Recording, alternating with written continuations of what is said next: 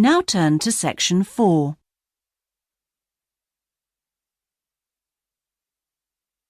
Section 4.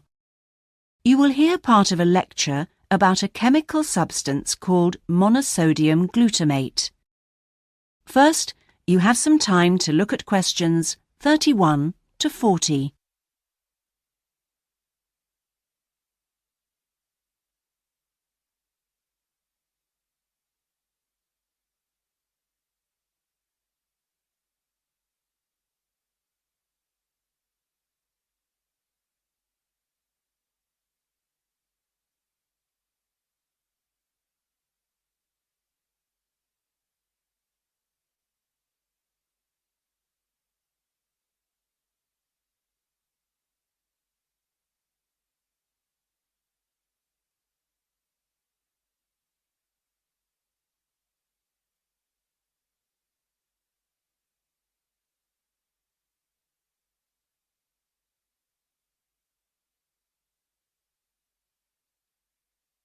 Now listen carefully and answer questions 31 to 40. In today's lecture, I'm going to talk about monosodium glutamate, or MSG as it's more commonly known. Now, MSG, as you probably know, is a flavor enhancer which is used particularly in Chinese and Japanese cooking.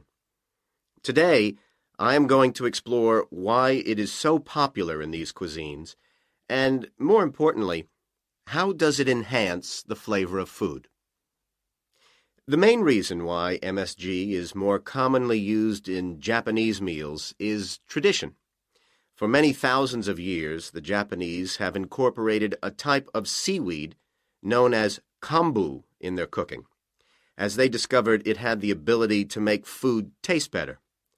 But it wasn't until 1908 that the ingredient in kombu, which was responsible for the improvement in flavor, was actually discovered to be glutamate by scientists working there.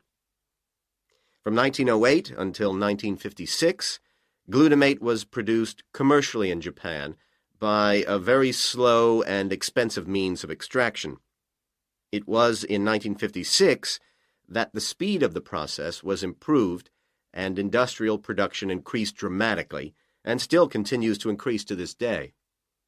In fact, hundreds of thousands of tons of MSG are produced all over the world today.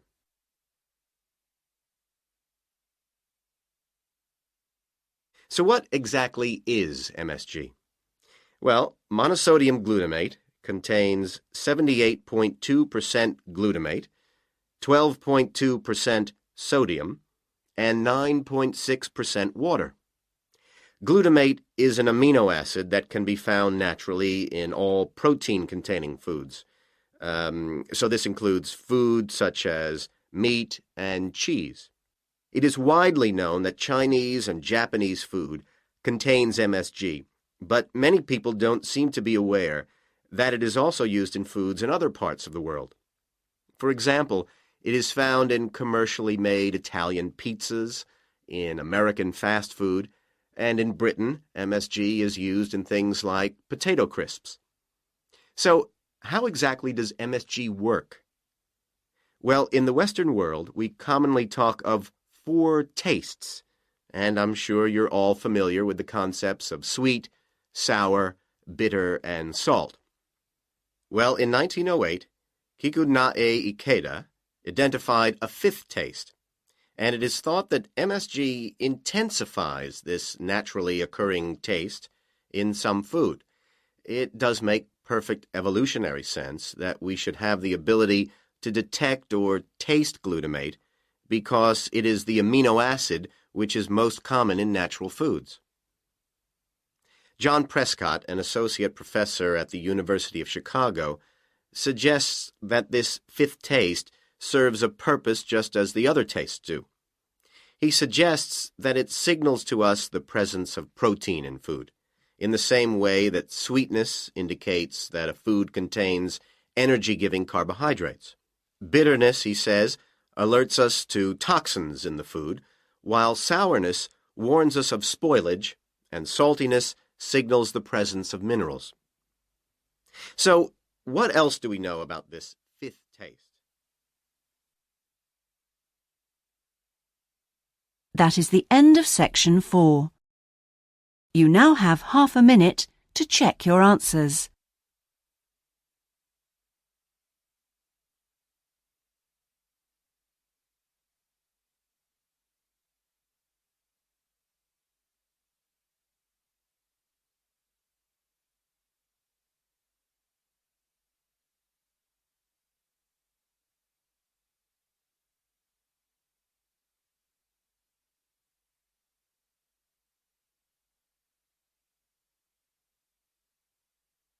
That is the end of the listening test.